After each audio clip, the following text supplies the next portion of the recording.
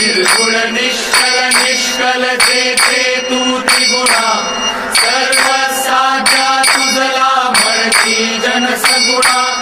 दिसती जगतव अंगी मणी म्हणजे विगुणा जाणून योगी मुनिजन जाणती याची खुणा जय देवी जय चित सुख सदने जय करवीर निवासिनी कमले शशिवदने जय